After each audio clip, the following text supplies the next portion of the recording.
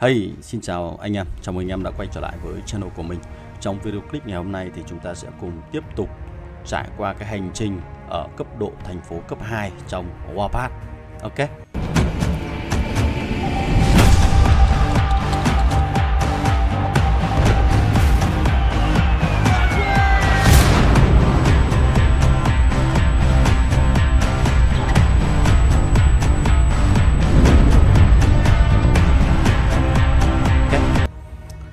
Rồi, mình đã có video clip về 7 ngày đầu tiên cũng như là cái quá trình các bạn tham gia ở cấp độ 1 thì chúng ta cần phải làm gì rồi. Và khi các bạn đã có một cái nền tảng tốt, một cái bàn đạp tốt để chúng ta có thể bước tới được cấp độ thành phố cấp 2 thì các bạn sẽ có được một lực lượng rất tốt khi tham gia trên cái cấp độ thành phố cấp 2 này. Và vẫn tiếp tục duy trì các công việc mà bạn đã làm ở các thành phố cấp 1. Tuy nhiên ở trên thành phố cấp 2 chúng ta sẽ có một vài cái điểm đáng lưu ý sau đây.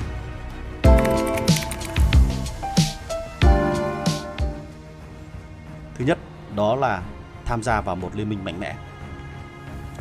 Thì cái việc mà tham gia vào một liên minh mạnh mẽ nó sẽ giúp bạn được rất nhiều thứ.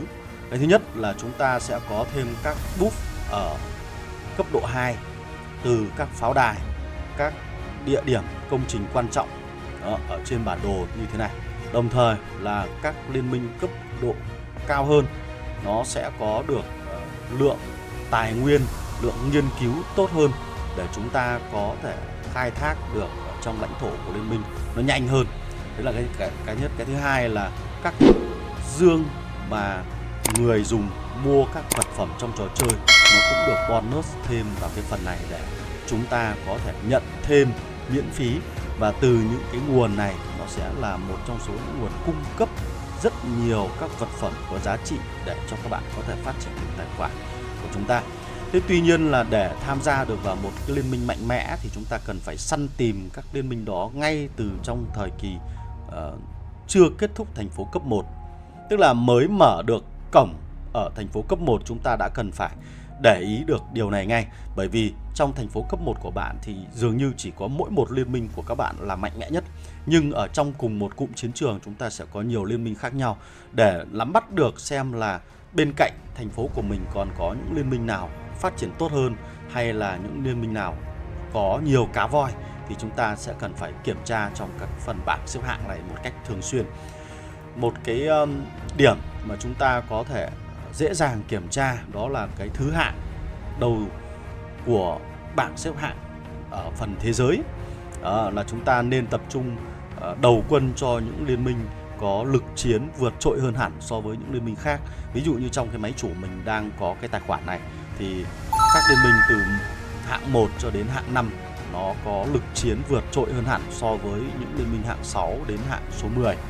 Và việc đầu quân cho những liên minh càng cao như thế này chúng ta sẽ càng có cơ hội phát triển tài khoản nó nhanh hơn rất là nhiều nhé.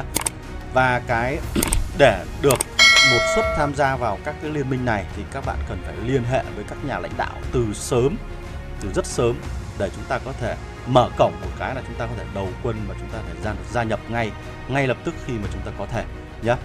Và cái lời khuyên của mình đó là chúng ta tập trung để ý xem là boss nằm ở liên minh nào thì chúng ta cố gắng tham gia vào cái liên minh đó. Bởi vì các boss, các con cá voi này họ chi tiêu rất nhiều tiền và từ những cái tiền của họ người ta sẽ cho chúng ta rất nhiều các cái rương hòm đồ để chúng ta có thể mở ra đó. Đôi khi cái việc lực chiến của một liên minh nó đến từ việc số lượng các thành viên trong liên minh đó. Một liên minh có nhiều thành viên với mức lực chiến đều nhau nó có thể khiến cho sức mạnh tổng của liên minh đó nó cao hơn. Cho nên là việc đánh giá xem là các liên minh đó tốt hay xấu, có nhiều cá voi hay không thì các bạn cũng có thể để ý được đến cái phần rương lạp của cái liên minh đó ở đây. Hoặc là chúng ta có thể nhờ bạn bè hoặc là kết thêm các bạn bè để tập hỏi thăm thêm nhé. Thì cái này là chúng ta nên tìm kiếm từ trước. Thế thì bây giờ nếu như các bạn đã có một suất ở trong các liên minh lớn thì chúng ta cần phải làm gì để duy trì được cái vị trí của mình? Thứ nhất là chúng ta cần phải phát triển cái power của bản thân mình, làm sao đừng có quá là tụt hậu. Muốn như vậy thì chúng ta bắt buộc phải farm thường xuyên, farm nhiều hơn, chăm farm hơn và có những cái chiến lược tốt hơn về phát triển tài khoản nhé. Và cái thứ hai là trong cái quá trình tham gia vào thành phố cấp 2 thì các bạn sẽ cần phải chăm chỉ hơn rất là nhiều so với thành phố cấp 1. Ở các thành phố cấp 1 thì các bạn chỉ có một liên minh của chính mình thôi. Còn lên đến thành phố cấp 2 thì đôi khi chúng ta sẽ cần phải có những liên minh vỏ bọc, những liên minh clone được tạo ra để xây dựng hàng rào vỏ bọc cho cái liên minh chính của mình.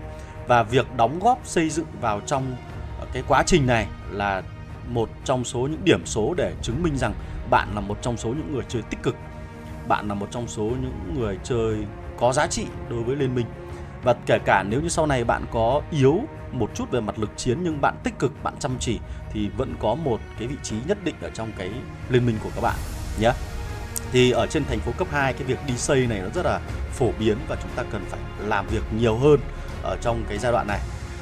Và do là lên đến thành phố cấp 2 chúng ta sẽ có sự giao thoa về văn hóa và giao thoa về các nền văn hóa, nền văn minh, rồi là màu cờ sắc áo của các liên minh. Cho nên cái việc xung đột giữa các liên minh là điều không thể tránh khỏi.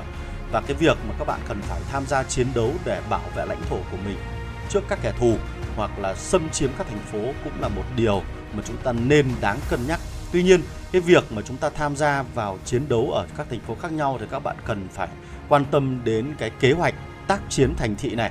Bởi vì khi các bạn nhảy các thành phố khác nhau thì đôi khi nó sẽ khiến cho bạn bị miss cái phần nhiệm vụ tác chiến thành thị này, nó bị không hoàn thành.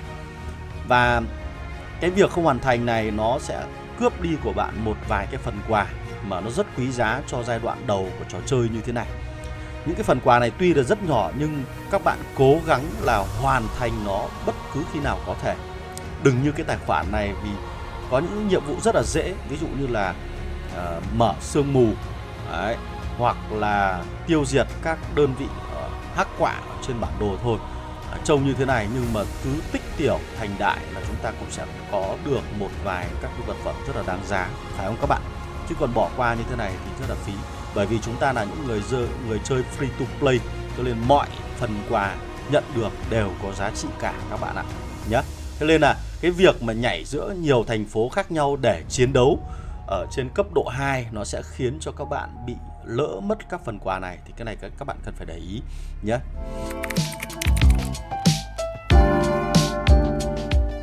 Điều thứ hai khi các bạn bước chân lên đến thành phố cấp 2 là chúng ta cần phải đầu tư phần nghiên cứu vào cây vinh dự thành phố này. Toàn bộ những điểm vinh dự thành phố mà các bạn có được từ quá trình tham gia cuộc chạy đua vũ trang ở thành phố cấp 1 đó sẽ được tích lũy lại, và khi lên đến thành phố cấp 2 thì cái nhánh vinh dự thành phố này sẽ được mở khóa, và nhiệm vụ của bạn là càng sớm càng tốt mở khóa được quân đoàn sắt này. Để làm gì ạ? Để nó có thể cho bạn được thêm nhiều cái phần thưởng hơn ở trong chạy đua vũ trang hoặc là nhiệm vụ Grand Showdown như thế này. Đây là 3 cái túi quà quân dụng được thưởng thêm khi bạn mở khóa cái quân đoàn sắt. Tổng giá trị lợi nhuận các bạn nhận được khi hoàn thành được những thứ này nó rất là nhiều. Đó. Sau đó là mục tiêu của mình sẽ là hướng đến việc là nâng cấp tối đa cái nhánh vinh dự thành phố này và chạm được đến cột mốc cuối cùng là người giải phóng càng sớm càng tốt các bạn ạ. Tốt nhất là nên kết thúc sớm trước cái thời điểm các bạn bắt đầu City 3 thì là tuyệt vời quá. Còn nếu không thì các bạn có thể lập một cái kế hoạch để chúng ta hoàn thiện nó ở trong giai đoạn của thành phố cấp 3 nhé. Chứ đừng để nó đến thành phố cấp 4 rồi các bạn mới hoàn thành xong cái này, thì tốc độ phát triển tài khoản của bạn sẽ khá là chậm đó. Rồi, đó là phần nghiên cứu.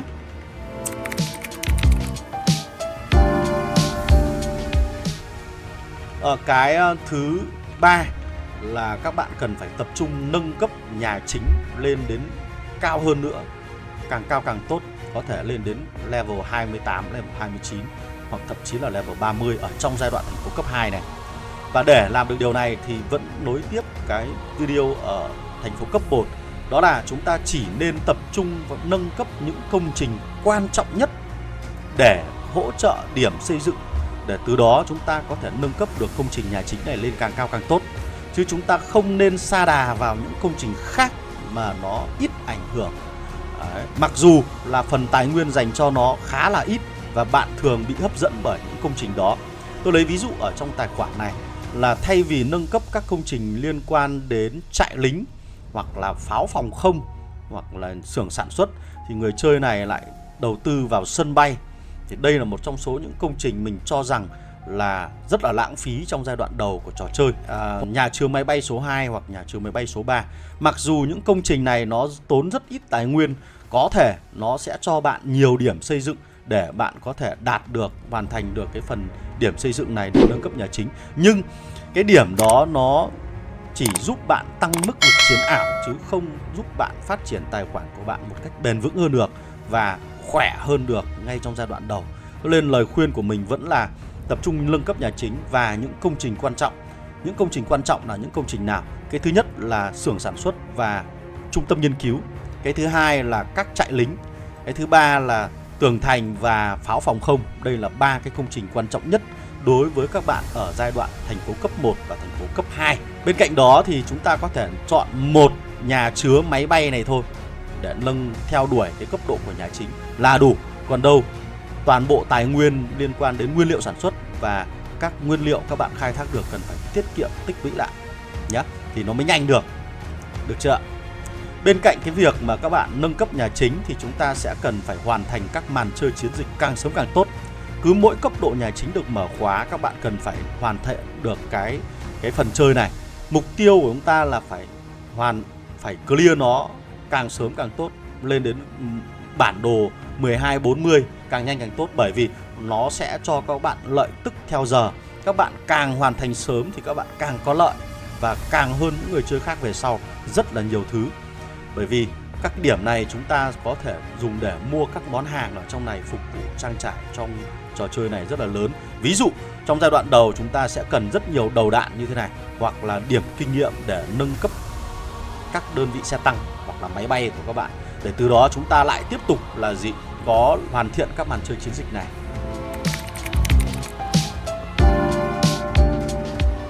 Rồi, cái việc cuối cùng ở thành phố cấp 2 này đó là các bạn cần làm quen đến các sĩ quan và việc nâng cấp các sĩ quan này làm sao cho nó có chiến thuật. Bởi vì từ thành phố cấp 2 trở đi là bạn cần phải xác định được là mình chơi một đơn vị nào, mình chơi phe nào và mình thích sĩ quan nào, để từ đó mình đầu tư các tượng vàng mình có vào cái sĩ quan đó. Bởi vì từ thành phố cấp 2 trở đi là chúng ta sẽ còn có rất ít ngày nữa thôi là có thể mở khóa các sĩ quan hiện đại. Cho nên nhiều người chơi sẽ có xu hướng tiết kiệm toàn bộ tượng vàng, mặc dù rất khó kiếm ở giai đoạn thành phố cấp 1 và thành phố cấp 2, để dành cho giai đoạn 75 ngày. Cái này là một trong số những cái lựa chọn rất đáng giá của nhiều người chơi. Còn nếu như các bạn đã xác định được cái lối chơi ngay từ giai đoạn thành phố cấp 1, thành phố cấp 2 rồi, thì chúng ta hoàn toàn có thể lựa chọn được các sĩ quan cho nó phù hợp. Ở đây có một vài sĩ quan dành cho các bạn có ở cấp độ khởi đầu để chúng ta có thể lựa chọn. Ví dụ các bạn chơi theo hướng chơi về các đơn vị pháo binh thì chúng ta có thể đầu tư vào cô nàng này. Nếu như các bạn chơi các đơn vị bộ binh thì chúng ta có thể đầu tư cô nàng này. Nếu như các bạn chơi các đơn vị về xe tăng thì chúng ta có thể đầu tư vào anh chàng này. Đó là 3 cái sĩ quan khởi đầu mà mình cực kỳ recommend rất cao dành cho tất cả những người chơi mới để các bạn có thể đầu tư từ sớm. Đối với anh chàng cỗ máy tác chiến, các bạn có thể mua được ở trong shop Liên Minh. Cô nàng Bạch Lang các bạn có thể làm ở nhiệm vụ hàng ngày. Riêng chỉ có Antonia Shevchenko này là các bạn cần phải đầu tư tượng vàng vào thôi, nếu như các bạn xác định chơi pháo ngay từ các giai đoạn đầu. Ok. Còn nếu như các bạn không chơi pháo thì hoàn toàn có thể bỏ qua cô nàng này để dồn tượng vàng vào một trong hai sĩ quan kia là rất là đáng giá trong giai đoạn đầu của trò chơi, bởi vì hai sĩ quan đó nó vẫn đi theo các bạn đến tận cấp độ 4, cấp độ 5 rồi thậm chí là các thành phố sau này các bạn chơi nó vẫn ổn, được chưa? Còn lại nếu như các bạn vẫn chưa xác định được mình theo đơn vị nào, mình sử dụng sĩ quan nào, thì toàn bộ những lượng tượng vàng các bạn có cứ tích lũy lại để chúng ta chờ đợi những sĩ quan mạnh mẽ hơn ở giai đoạn 75 ngày thì nó mở ra. Và cái điểm lưu ý khi các bạn chọn sĩ quan là chúng ta không lên nâng cấp dàn trải giống như cái tài khoản mình đang mượn ở đây.